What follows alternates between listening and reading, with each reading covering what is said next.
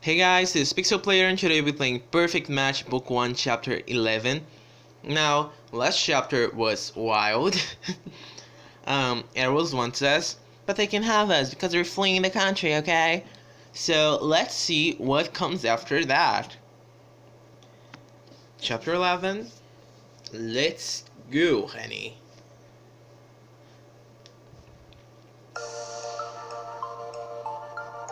I love this title screen.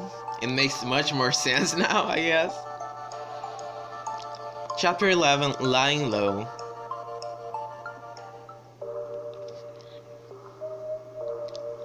You continue to soothe Nadia, who hasn't stopped crying since your phone left the tarmac. The sound of her sniffles makes your chest ache. Dipper approaches the two of you, ears flopped downward at the sight of Nadia.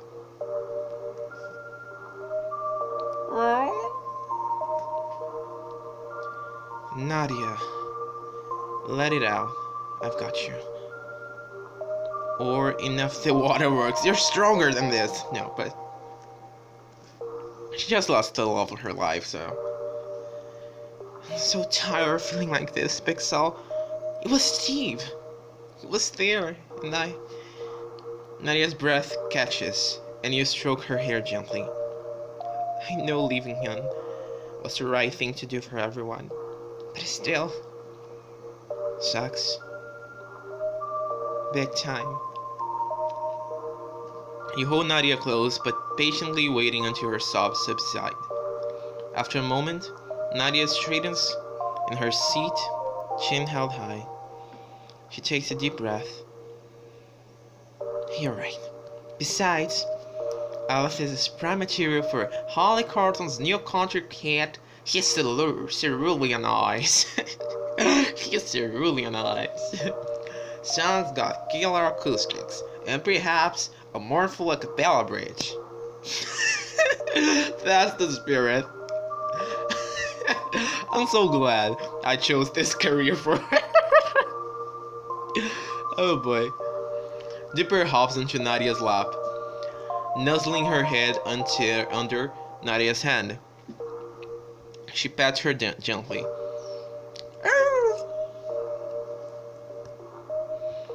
Thanks, Dipper. Who do you talk to? Oh, can I talk to them?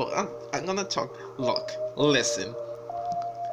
I know we're all dealing with like a lot of stuff right now, but Hayden just found out that his life is a lie, so I think he needs my support. Okay, like I'm his boyfriend, so I'm gonna talk to Hayden for a bit. He'll take a seat next to Hayden, exchanging hesitant smiles before falling into silence. How are you doing? I can't stop thinking about what I'm made of. Going through that airport security machine, learning I have polymers inside, it just made it feel more real somehow. I know it sounds scary, but I'm here for you. We'll figure it out, and I'll be right here with you. Hayden cracks a small smile. Thanks, Pixel. Actually, I should be the one thanking you for what you did at Arrows. For me, you protected me. So thank you, Hayden. Well, I've never been one to pass on a hero moment. Then I expect a trilogy movie franchise about you in the near future. Hayden laughs. That's so beautiful. Just see. Let me know if you need anything, okay? Right now, I wouldn't say no to a proper nap. I just feel exhausted all the time. Of course, I'll leave you to it. You stand and Hayden smiles warmly. You should get some rest too, Pixel. Ew. Like, nap together, that's like the most romantic thing I can imagine. Like, that's the biggest thing in my book. I will. Who did it to? Oh no, he wasn't inviting me. It was just okay. He was just worried. That's fine. That's also romantic. Not as romantic as napping together, but okay. Let's talk to Damien. You approach Damien and plop into the seat beside him. You alright? I will be. So long as I've got a drink in my hand within 20 seconds. You stroll to the mini fridge in the corner, grabbing 2 glasses and a bottle of champagne. I feel like I've changed Damien's voice a lot through the course of the book. Like, he's the only one who hasn't stayed consistent, I guess. Damien takes the drink, grinning at you. The royal route is seriously paying off. Your jet is equipped with luxurious perks. Of course it is. You're welcome. You take a sip of your drink, enjoying the cold bubbly tang rushing down your throat. That hit the spot. Reminds me of her celebratory drink after Nadia's stalker case. First time you and I went for drinks. I'll never look at tequila the same way. Yeah, the hangover was almost worth the company. You nudge Damien and he laughs. So, Berlin, you said you've got a safe house there? Interpol safe house, yeah. They let agents use it for missions. I used to share it with Alana for jobs or whenever we needed to lay low for a while. I mentioned her to you at Archer and Hops. Your NYPD and Interpol partner? The one you had a soft spot for and vice versa? The very one. I'm sorry, Damien. Don't be. Anyway, I doubt we'll run into any agents there. They only use it in case of emergencies. Damien raises his glass. Well, bottoms up.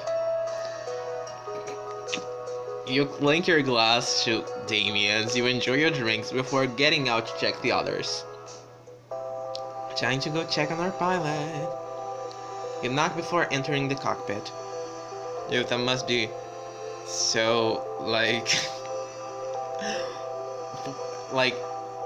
wow, so scary, you know, like driving a plane, taking something to the sky, and keeping it there. And Sloane she's great, she's competent, but she also, I feel like this is giving her a huge amount of anxiety, or not, let's see. Sloane visibly jumps, but recovers with a nervous smile. Hi. Oh no, she's fine. Oh, she's badass that way.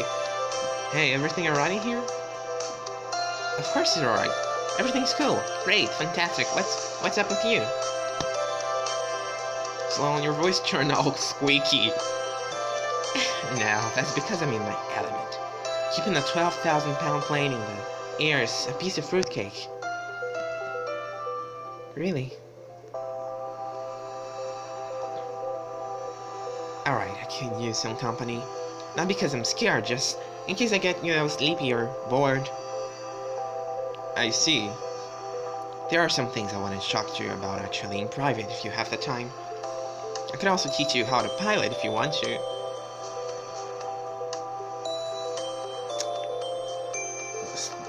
Let's just take a moment to appreciate Sloane's beauty and how well she dresses.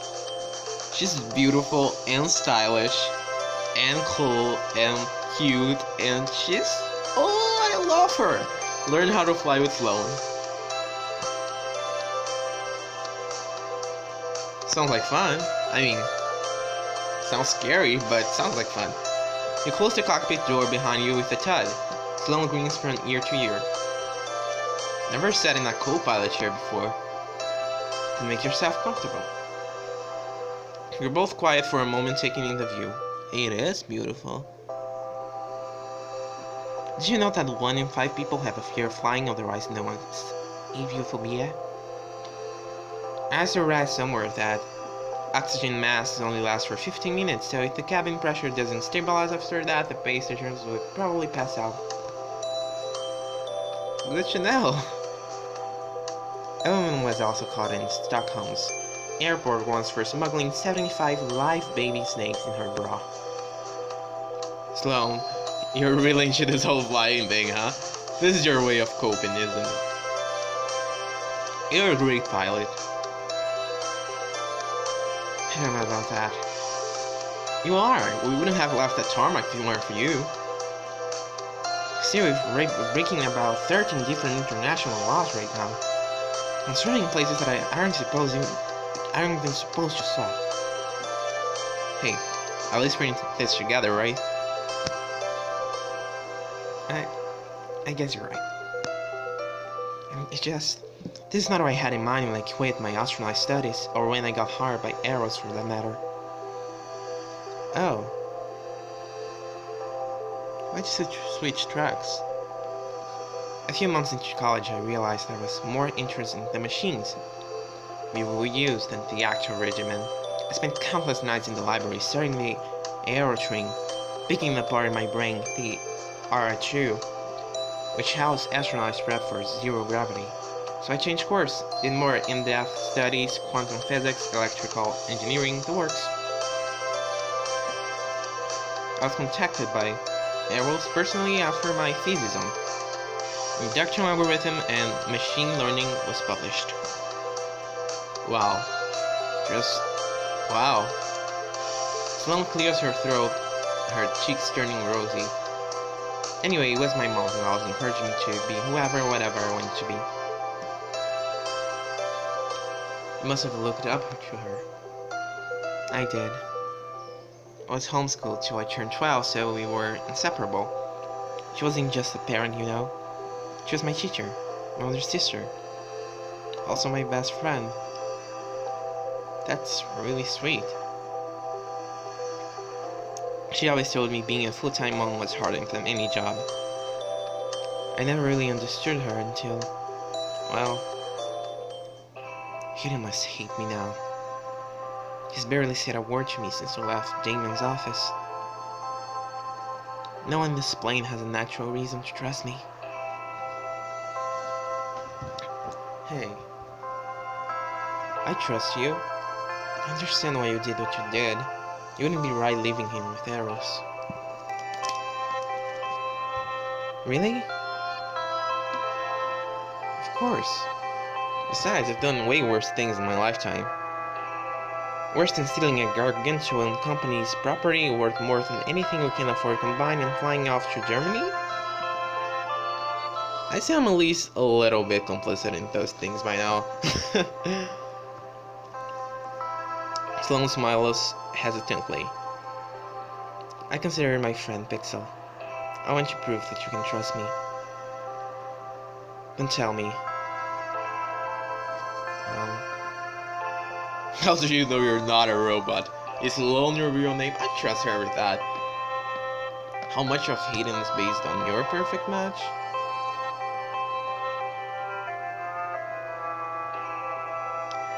Oh boy. That's a...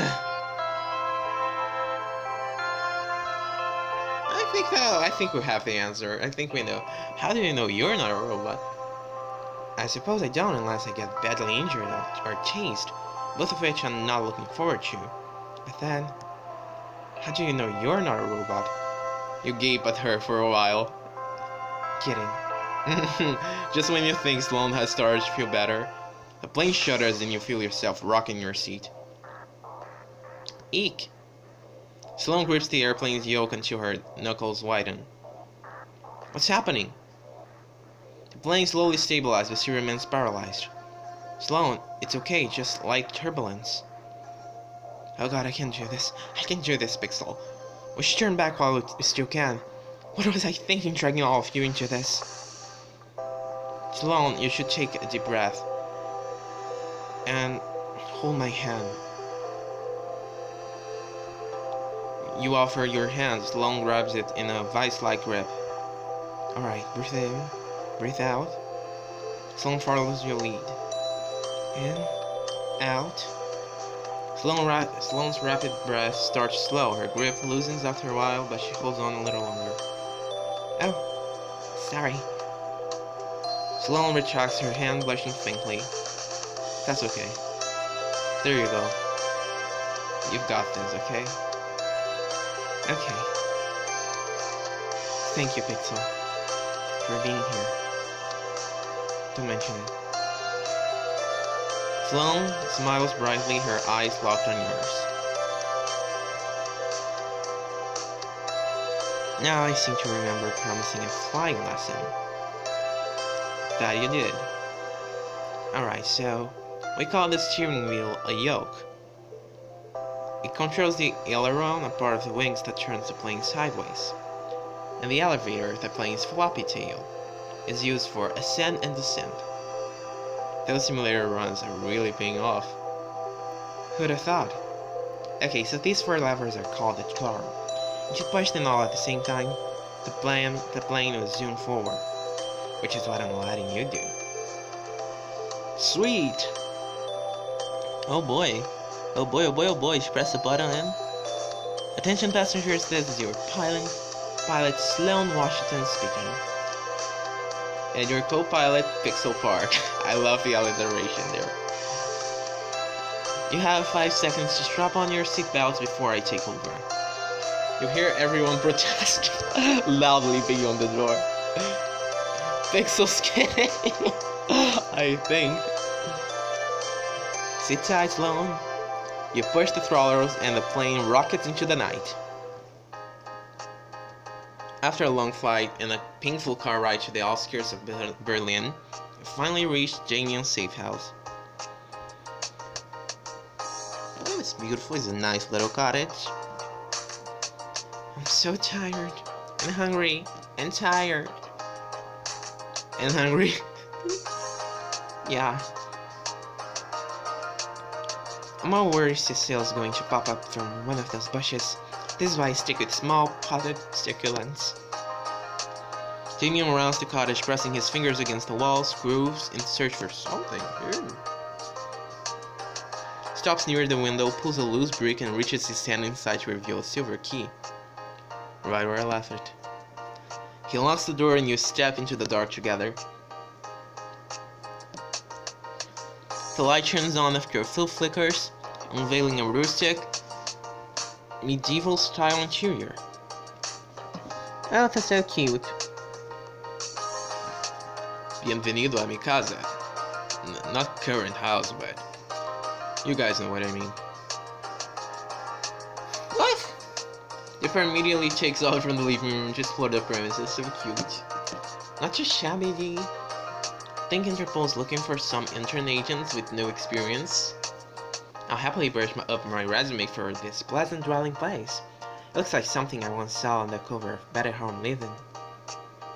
I second that. I work my way up to invisible poison and deadly cocktails specialist. Damien chuckles, giving everyone a brief tour of the compound. There's a kitchen, a couple of bedrooms. Oh, a couple of bedrooms. A wardrobe stashed with disguises and a few decent clothes, a wide backyard. And the best part is, we have this place all to ourselves. Yeah, think again. Think again, bitch. Oh my god. Everyone rolls around to see a woman standing by the door, her hands full with bags of groceries. I think I screamed too loud. Mason, there's a person other than us in the room. Alana, what are you doing here? Alana? The Alana? Not exactly your business anymore, is it, Nazario? I'm sorry, Move. She saunters to the kitchen, everyone parting as if under a spell. Everyone, this is Alana Kozoma, my ex-partner when I was working the force. Alana is here with Interpol. Alana, everyone. The door's that way, everyone. And Damien, leave the key where you found it. Hey. It's nice to follow me too. No need to be so rude, girl. But like, we're sorry for intruding, but we need your help. No, I'm not gonna give her that. No need to be so rude. He might be your ex, but Damien's a good guy.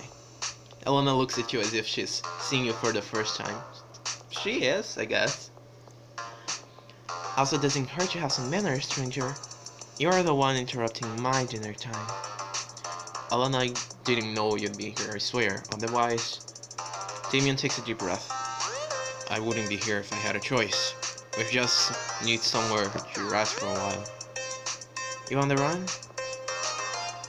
Damien nods solemnly. A look passes between them, and Alana's stance slowly softens.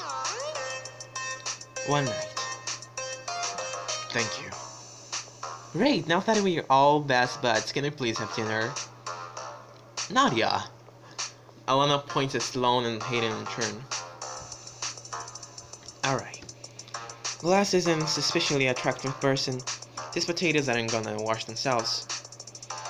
Of course, potatoes. We can do with potatoes, right, Hayden? Hayden nods. Yeah, Claw. Leave dinner. Okay, sorry. Leave dinner to us. German speaker, huh? At least one of you has some semblance of culture. Then I'll get more firewood. And I'll show you to your rooms. Even Nadia turn to each other. Nadia points to herself and mouths. Us? Come on then, Tweedledee and Tweedledum. She walks toward the dimly lit hallway, her boots pounding against the wooden floors. Dipper comes rushing from behind you, sniffing Alana suspiciously. Whose is this? That's just Dipper, it's Sloane and Hayden's dog. Dipper, go find Sloane. Oh, such a good girl. Dipper trots to the kitchen and Alana shakes her head with a sigh. Alana, why did you let her stay? Alana shrugs. You don't get Damien Nazari asking for your help every day. It's quite entertaining to watch. Besides, your looks of desperation have piqued my interest. Right. I can't take Nadia serious when, when I know she is now a country pop singer. Oh boy. I chose that for her. I'm the best cousin, aren't I? She enters one of the master bedrooms and Nadia's eyes light up at the sign of a massive wardrobe. Is this where you stash all of your undercover Interpol outfits? More like the things I never wear. Pixel, come here. You watch as Nadia sifts through one hanger after another, catching blurs of a frilly red dress, a stewardess outfit, a bunny jumpsuit, and a cop uniform, the only thing wrapped in plastic. That was Damien's. The uniform? No, the bunny suit. And the bunny jumpsuit. You're kidding. Damien didn't used to be so Damien-like. I suppose he deserves the credit for that. I hardly think making him lose faith in love is something to boast about. Still left a mark on him, though, didn't it? She reaches between you and Nadia to pull out a green checkered shirt with a grey vest and pants.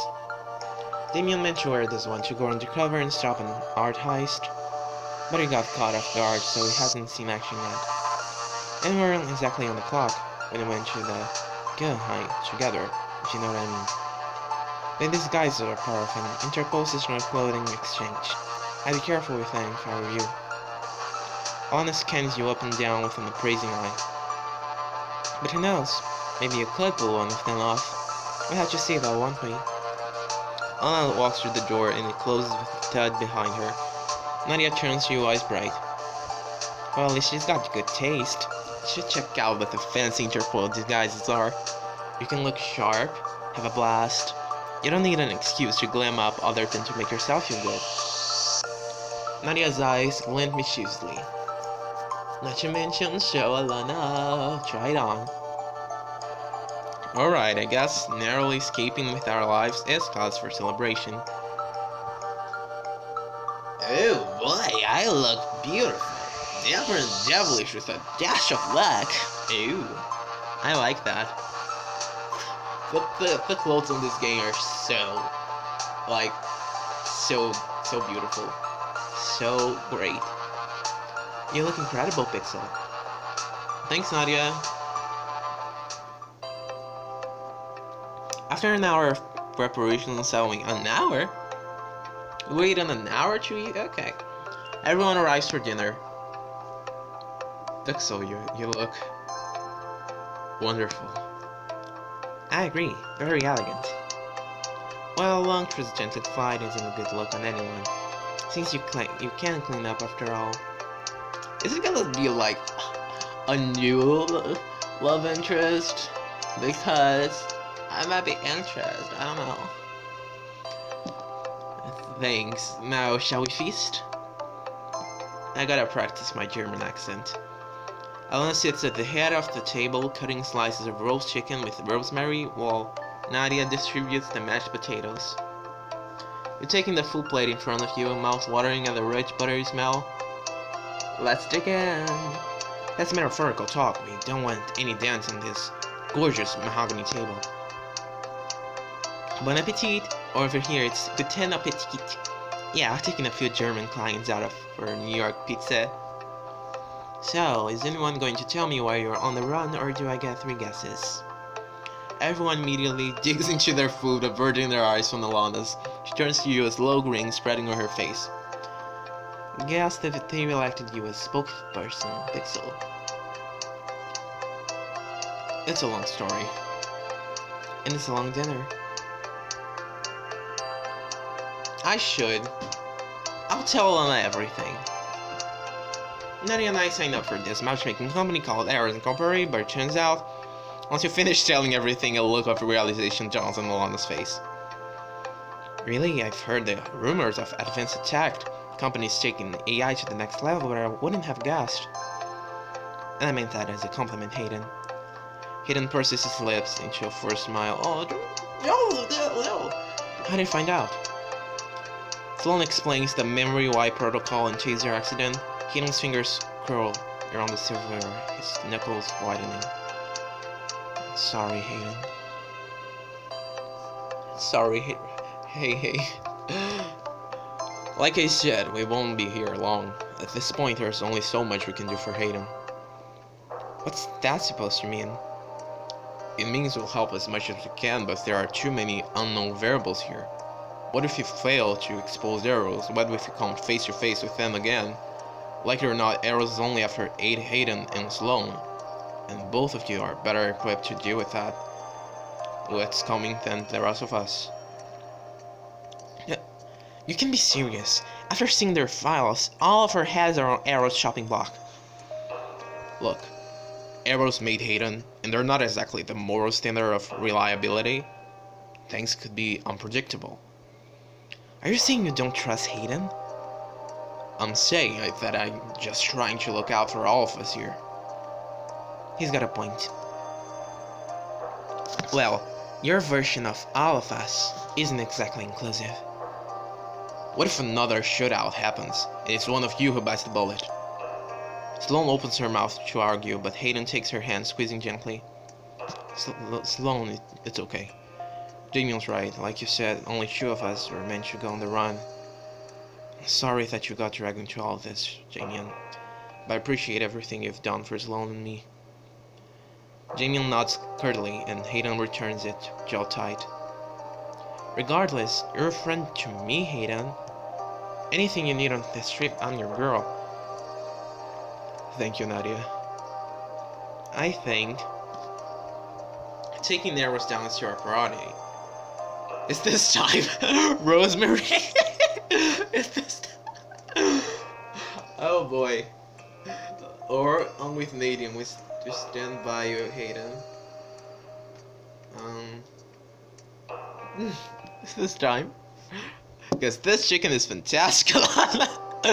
That's the best version you could come up with, sweetheart. Damien, I don't remember you being so hellbent on saving your own skin. You're calling me selfish? Of all people, you don't deserve to pass judgment, Alana. Any more shady deals you bailing out of lately? Damien, lowly, mundane cases are no longer my speed. My rates changed quite significantly since I last spoke. Damien scoffs and shakes his head. So you traded your conscience for what? Jewelry and money? Alana rests her elbows on the table, her chin on her fist. She cocks her hair to one side with a catty smirk. Jealously not a good color in your love. I would never have done what we did if I knew the consequences. I don't know what kind of jobs you pull nowadays, but that's not how I do things. Not anymore. You wouldn't last a day in my shoes if you tried. But that's why we... She inhaled sharply and suppressed her anger with a cool smile. You should make a good team. Jamie mirrors her expression. Her lips shot with anger. Used to. Use loan. Sloan as a verb. Use loan and Nadia exchange uneasy glances while Hayden remains quiet. Have any of you tried a chicken? I thought the chicken was lovely. So, who wants more chicken? Oh, Nadia, never change. You're helping Nadia with the dishes when you catch low somber piano noises? Okay, I jumped. Before the time, you barely said anything tonight. The song's any indication to how Hayden's feeling. Yeah, make sure he's okay. You approach quietly, leaning against the wall to watch Hayden play. His fingers move more and more forcefully until he notices you. He stops and stands abruptly. I was just heading to my room. You okay? Oof. Go find Sloan Dipper. It's okay, girl. Dipper reluctantly leaves you and Hayden alone. Yeah, just need some time to think. I'm trying to process, accept this whole not human thing, but I just feel so unsure of who I am and what my identity is. I know this is not an ideal after meal before a bad conversation. Hayden sighs, closing his eyes for a beat. Maybe we can find a place to sit down and talk for a bit. Somewhere that's not the middle of a hallway. Of course. You walk out into the backyard and sit on a nearby bench. Man, this place is gorgeous! I think I'm gonna work for Interpol now. If I get a garden like this, or a backyard like this, oh my god. I'm sorry, I just don't know who else to talk about this to Pixel. Anytime I try to bring this up with Sloan, she looks at me with so much guilt, and I hate making her feel that way. Hayden chuckles humorously. Maybe that's not even my actual name. Probably a motto type or something. Sorry. This might sound crazy, but I've even been thinking about changing my name. You know, starting as a new slate. At least not with my first name. The name Hayden is special, but I don't know. Hayden's become such a big part of who you are. You truly made it your own. I think Hayden really suits you, but what other name would you want? I could maybe... Hayden? He grins sheepishly and you both laugh. Yeah, you're right, I can't imagine being called anything else. Just because they gave this name to me doesn't mean I can take ownership of it and make it into what I want. I define Hayden, not them. Exactly. The two of you stand there awkwardly. Hayden opens his mouth to say something, but decides against it. What is it? Now that we know about what I am, I understand if you feel like we're no longer right for each other. It's a lot to process in. I understand if it's too much for you. But you mean the world to me, Pixel. Hayden smiles, struggling to keep his eyes on yours. As much as I hope you give us a chance, I'll never force you into anything you're not comfortable with. All I want is for you to be happy, even if it means simply being your friend. The choice you make will affect your relationship with Hayden and other potential love interests in the book. Hayden, oh boy.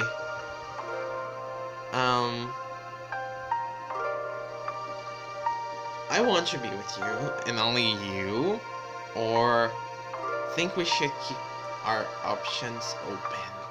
I think we should keep our options open. Like, I don't know. I don't know because, um, what I really like about the choices books is that you can take the time to know the love interests, to decide, and even then I have a really hard time deciding. Like, you can romance anyone until a certain point, right? But since Perfect Match only has 2 books, I think we need to make that decision um, earlier in the story, so that's why you have that. But oh my god, I'm still not sure, so I think we should keep things open.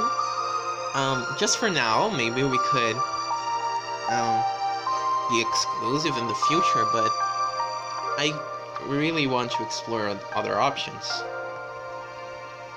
and see where things go from here. Well, in that case, Hidden clears his throat exaggeratedly and extends his hand.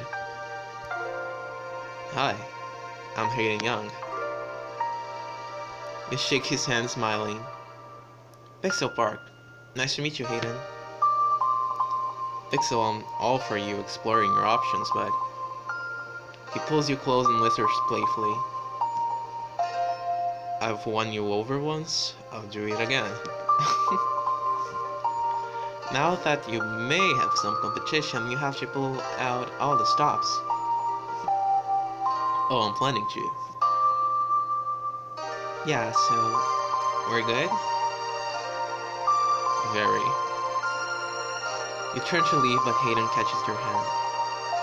I know it's too earlier, but I'll be staying in the room beside yours tonight, and the door's always open for you. Maybe come visit before you head to bed?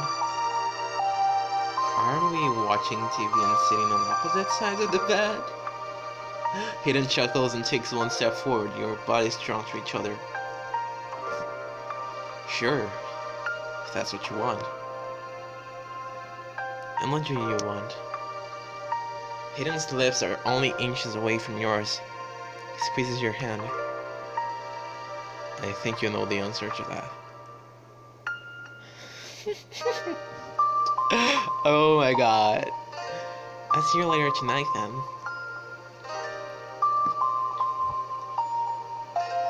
Maybe that's your way of coping. Why not? Why not, right? Good. I'll be waiting. Hayden smiles at you one last time as you take your leave. Thump, thwack, thump, thwack. What's that? What is that sound? You follow the noises until they lead you to the front door. Carefully, you crack the door and peer outside.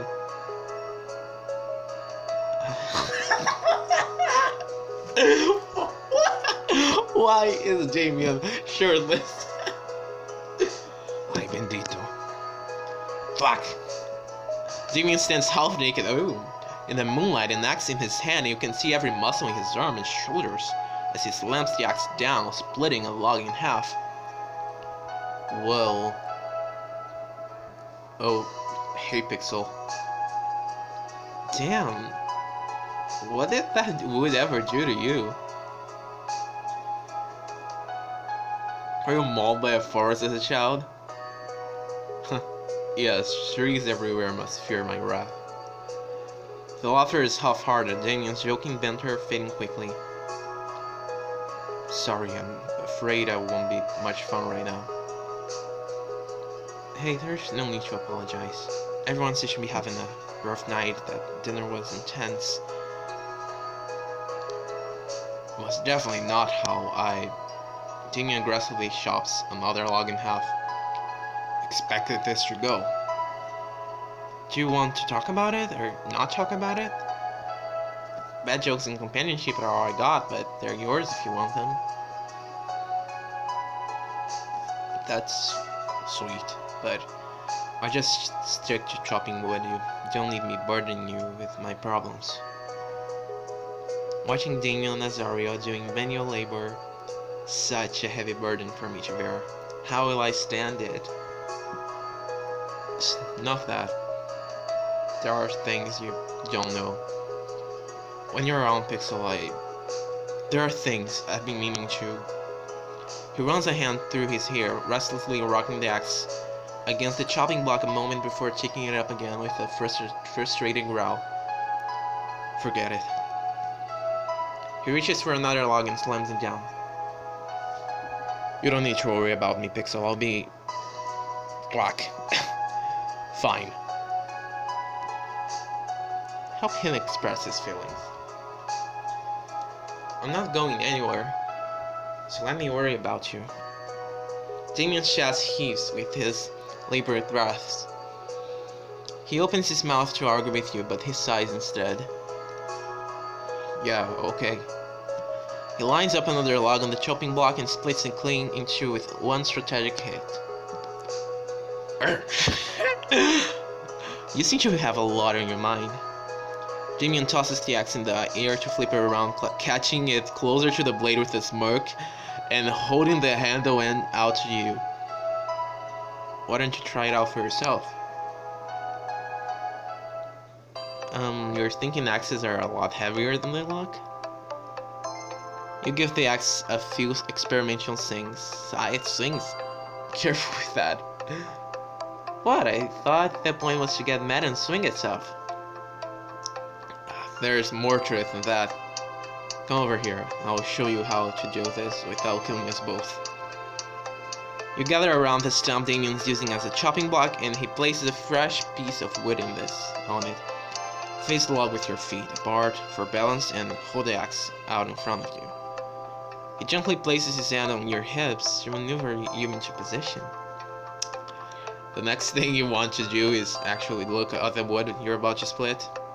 See these natural cracks? You want to hit the axe directly onto one of the cracks, otherwise it's going to get stuck. Got it. And lift the axe like a baseball bat ready to swing. No, wait. He puts his hand over yours and moves the axe over the log. You only swing an axe chopped down 3. If you're splitting wood, you just move the axe up and down. His bare chest is pressed against your back. His arms wrapped around yours. Damien coughs and takes a step back. You should be good to go now. You take him at the crack in the wood. Chop directly in the center. With one hard whack, the wood splits in two along the crack. Nice. That was cathartic. I see why you like this. Little destruction puts everything to perspective. You hoist the axe to swing at the stump and Damien grabs it in midair. Okay, no more axe for you. Hand it over. You're the one who handed me a sharp object. When did you learn to do this anyway? I spent a lot of time at this safe house back when I worked some missions with Interpol. There's no TV nor internet, so you spend a lot of time outside. I don't know how you survived. I prefer it this way. It's quiet, peaceful. You really have time to think. Peaceful with Alana around? Okay, it wasn't always peaceful. It just wrecks me to see him sad, to see him frowning, you know? Is Alana what has you so upset? No, it's not Alana. Seeing her was a shock, but I haven't heard over her for a long time now. Your face kinda says otherwise, Damien. He stretches his arms over his head and stares out at the dark woods. It's not her, it's everything. Being back here brings up a lot of memories. You hear laughter in the house and the shutting of the door, reminding you how close the rest of the group is. Why don't we take a walk? In the dark? Don't worry, I'll protect you. Oh sure, my hero. But if I trip and break an ankle, I'm blaming you. Damien drops the axe beside the pile of logs and guides you onto a trail through the woods. You wander slowly down a twisting trail, soft moonlight illuminating your path. So, you do realize I know you well enough to recognize when you're stalling. Am I that obvious? You've come up with some good distractions so far. I'm happy to keep playing along, but I think you have something on your mind. Damien's eyes linger on you, a gentle smile on his face. A few steps later it fades. Being here after all this time is hard. I hated the person I was back then. I never want to be that man again. You walk with him in silence, letting him take the time he needs to speak. I did a lot of things I'm not proud of. I worked undercover, never knowing who I could trust, lying to good people who didn't deserve it. But you did it to help them, you protected those people. I couldn't protect everyone. You're talking about Beitan, aren't you? In that file we saw the arrows. Damien flinches, then balls his hands into fists. Yes, Beitan. One bad call. Just one piece of bad intel. That's all it took to destroy a life. Damien, my superiors told me it wasn't my fault. I made the right call with the information I had. Doesn't change what happened. You slow to a stop and stand together in the forest, the night quiet and still around you. It was a mess when I got back to the States. All I did was wallow in my own guilt. You don't know how much your friendship meant to me. You invited me places, got me to laugh, kept me from drinking alone. Damien, I'm here for you. You know that. I do know. You've always been there when I needed you. The one constant good thing in my life. And I almost lost you. Damien, I'm okay. We have a plan. We're safe now. Yeah, but for how long? We had to flee the country if you didn't notice. What if I hadn't been there? What if arrows caught you? Even if you got away, you have left the country and you stopped answering my calls one day.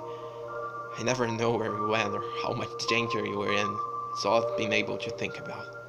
I couldn't live with myself if something happened to you. And I have been too big of a coward not to tell you how I felt. How you felt? Damien steps close to you, his eyes searching your faces, memorizing every detail. I care about you, Pixel. More than I ever care about anyone. No matter how dark my life gets, you're always there, lighting me up again. You're everything, Pixel. And I know you're with Hayden. You've already got your perfect match, but Hayden is important to me, but we both just learned he's an android. Things are a bit of a mess. We decided to keep things open for now, not exclusive. Give us both some breathing room while we work this out. That's smart, and maybe I'm being selfish, burdening you with this now of all times. This is the worst timing, and you're already dealing with so many revelations. You don't need another one, but Damien stares at your mouth for the space of several hard breaths before he drags his eyes back up to yours. I couldn't go another day without telling you how I feel. Not when I realized how easily I could lose you. Damien, he squares his shoulders and takes a step back. I don't need a response right now. Dealing with arrows and staying safe is our main priority. Let's just drop it. I won't bring it up again if...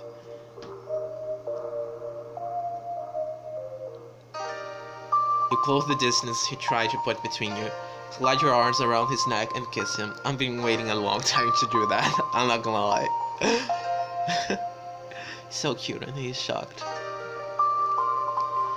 He inhales a sharp gasp, body going rigid before he melts into your kiss.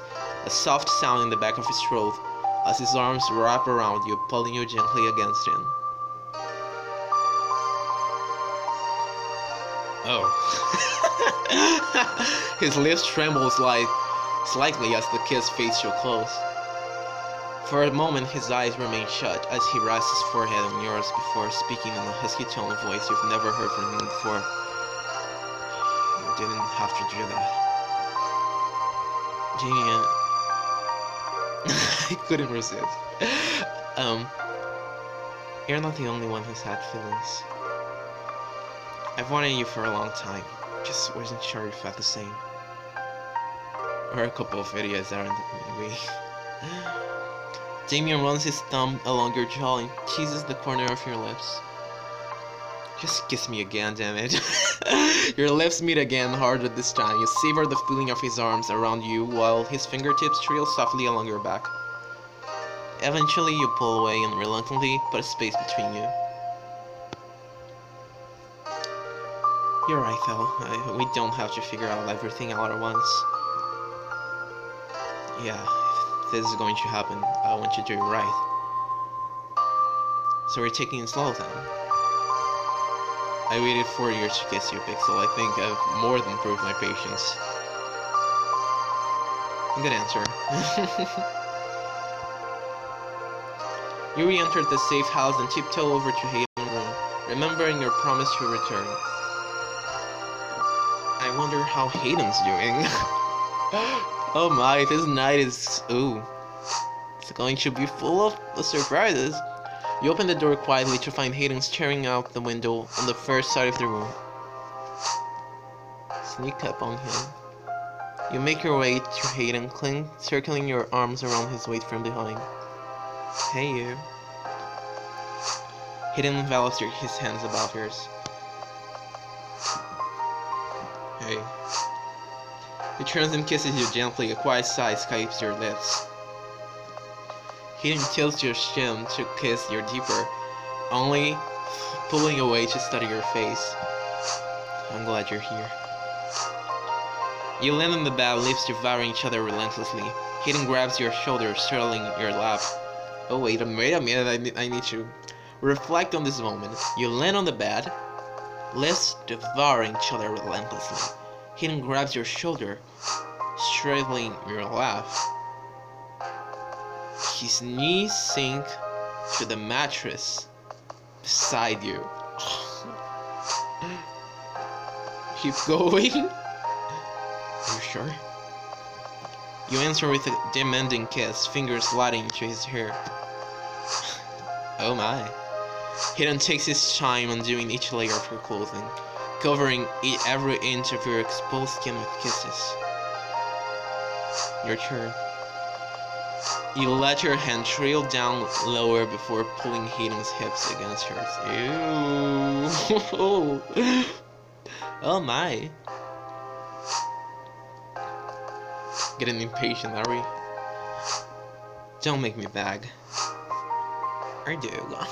He tugs your lower lips with his teeth. I wouldn't dare. Hayden builds up a rhythm against you. Hayden grows against your lips, sound pushing you closer over the edge. Hayden, are you almost? Hayden nods, unable to speak. Oh, this is good. This is good, honey. If you can't even speak. Hayden nods, unable to speak. Your hips move faster, harder, your breaths growing erratic. Pixel, look at me. The moment your eyes meet, pure pleasure overwhelms you. A loud moan escapes your lungs, Hayden crying out your name merely seconds later. Pixel. Wow. Wow, man, wow. That was wild. It's like we've had better, I'll just say it, sex. After we found out he was a robot. Oh my. Wow. Afterwards, the two of you lay tangled under the covers. Hayden stares at the ceiling, hand absent-mindedly running up and down your back. I've been waiting to tell you about what happened the night I collapsed in my apartment. I remember waking up in a cold room. Hayden struggles to sift through his thoughts. I don't think I was supposed to. At least, not as me. My hands and legs were strapped to this metal table. It was cold and no one was there. Hayden. I was barely conscious when I heard Sloane's voice. All of a sudden, she was hauling me up. We were running, ducking cameras. Arrows, this too good to be true matchmaking service that I signed up for to meet. Well, you. Seems like the one good thing that came out of all of this. A really good thing. Some first day, huh? You really surprised me. You showed me just how special we really are. Did you think I was only in it for the free food and trip thrills? Hey! Hayden nudges you with a wide grin. Enough about me, though. You've been through a lot more than any of us. I mean, you just found out you were an android, but okay. Yeah, I've been through stuff too. Here, sit up. Hayden uses his fingers to gently knead your shoulders and arms. Oh, I need that right now because my neck is hurting so much, honey. And you feel your muscles slowly unwinding. Are you alright? I'm emotionally and physically drained. Well, but I feel like if I close my eyes for a second, I won't wake up till next week. Hey, no one's stopping you. Hayden massages your arms, drawing slow circles around the tense areas before letting you lie down again. Your body is the most relaxed it's been all week. There you go. I feel better already. Honestly, what's been bothering me is not knowing what happened and what didn't. What do you mean? Ever since our getaway with arrows, my memories feel a bit jumbled. Spotty to an extent. Have you told Sloan? I'd rather not worry her. Arrow's agenda aside, she just lost her job, her home, everything, and tonight's dinner talk didn't make things easier. So I was wondering if I could ask you stuff about us instead. Shoot. Alright, so for our first date after dinner, we went to a warehouse, I think. Your lockpicking skill is quite impressive. It's a miracle you didn't get caught. I'm part ninja. I blend with the shadows. I wonder if we'll get to go back there once all of this is over. Going full circle would be nice. And then we went for an impromptu 3-leg race upstate. Yep. No way could I forget those donuts, which Nadia basically hogged. You know, the way you talked about her, kind of expected her art to be paintings of pizza and abstract apple pie sculptures. They used to be. You should have seen her when she first started her artistic journey. Hayden laughs. I don't want this to feel like a job interview. I'm sure everything will come floating back to me. Is there anything that's bothering you? Just one. How do you know your feelings for me are real? Hayden thinks about your question for a long while. I don't. I'll never lie to you, Pixel. Right now, that's the best answer I can offer. How do you know your feelings are real? What makes someone's feelings genuine? How much of it is based on what we were raised to believe or affected by the media? Okay, that's a good social critic, yeah. What makes someone's feelings genuine? How much of it is based on what we were raised to believe or affected by the media? Then I guess I don't either. It's just instinct? Or rapidly calculated responses based on previous experience and an obscene amount of empirical data. Or that. But Pixel, I want you to know that you'll always be my priority.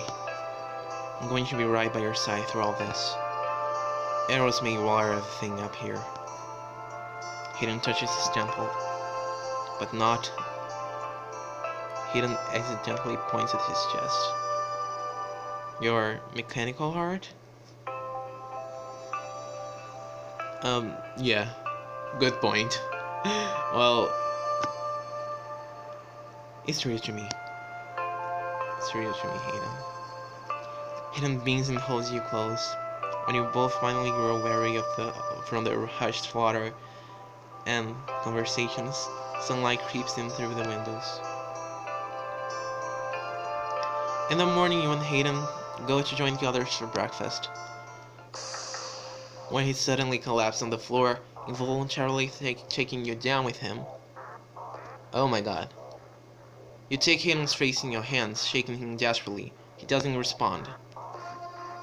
Again? No, Hayden, come back to me. No, Hayden, someone help. Dipper rushes to Hayden's side, whimpering as she sniffs his hand. Woof woof. Everyone bursts out of their rooms. Hey, Gas, it's way too early for... What happened? Is he okay?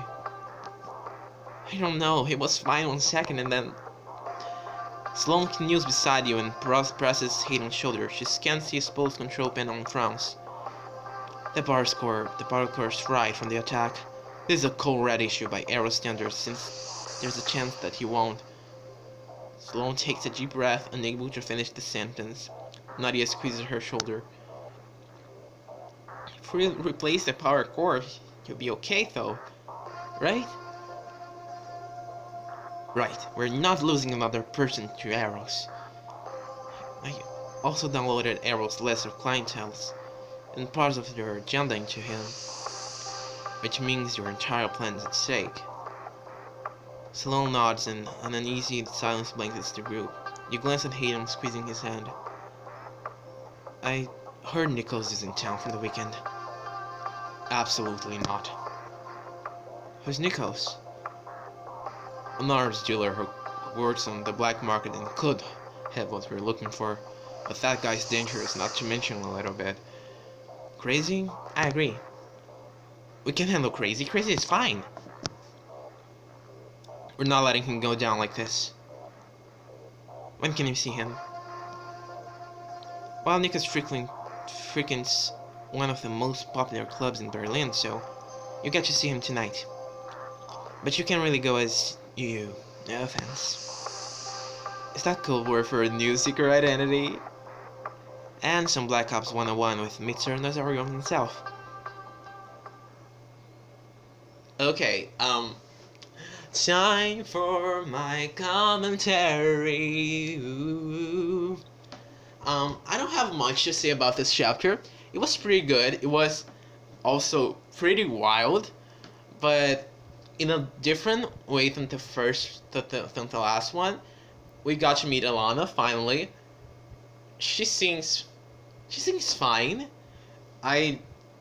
Since I'm starting something with Damien, I really am looking forward to know what went on between them, so I can have a better judgment of her. And I guess we find that out in the later chapters. I really like the option that the game gave us of just keeping it open. You know, it's not just staying with Hayden and not staying with Hayden. It's, you know, it's a compromise. It's meeting halfway, and I think that is beautiful.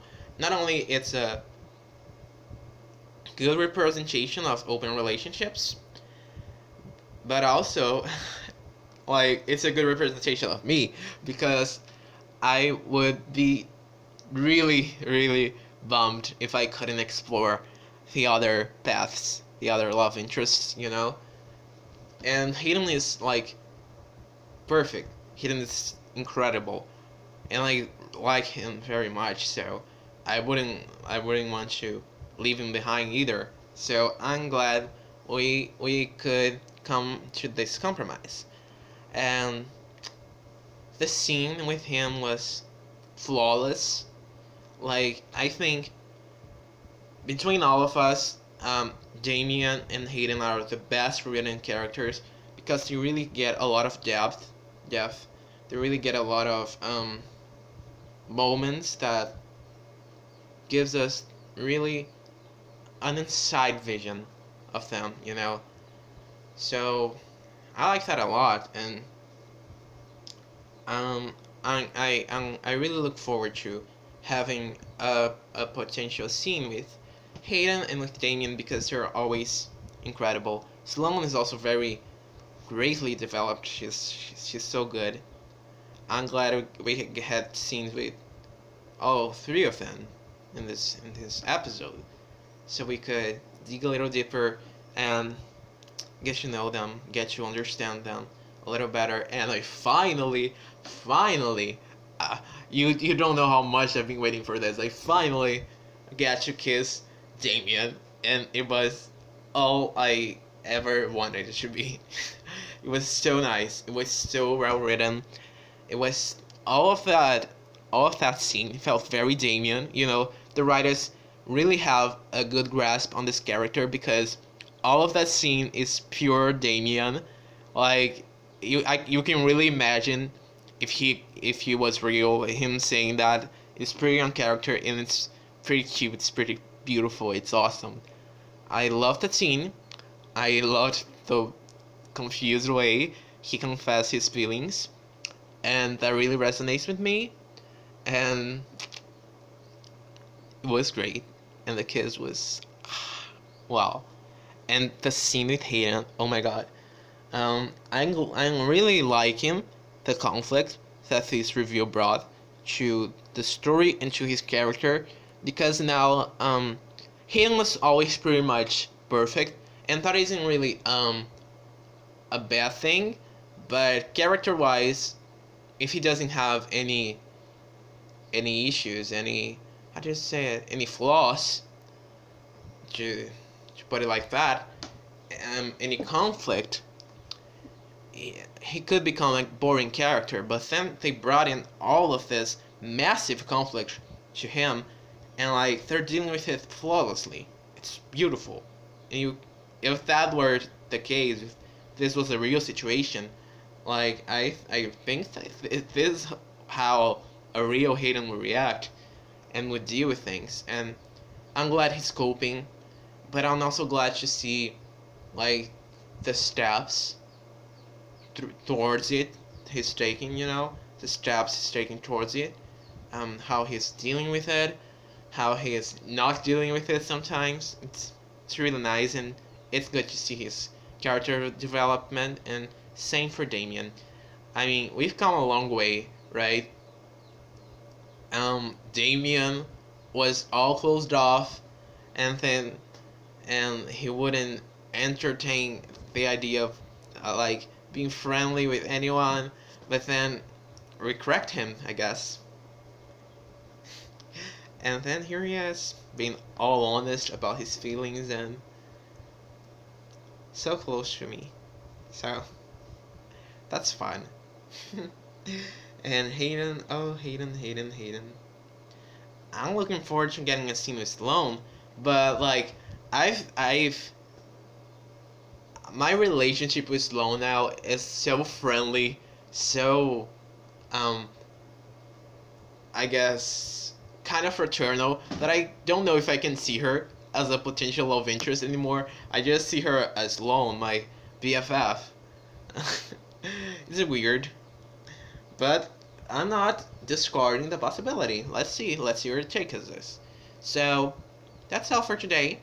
This was a great chapter. Love the scenes, love the story, love everything. Really looking forward to chapter 12, which will come soon. And if you liked it, don't forget to subscribe, give this video a thumbs up, leave it in the comments what you thought, what you want from this channel, from this series, what you want to see, what books you want me to play, what you think about this video, about this book. Just tell me and I'll talk to you, I'll interact with you because I love doing that. And share it with your friends, your choices group, your choices community, so our pixelated family can grow even bigger. And stay pixelated, stay safe, and I'll see you next time. Bye!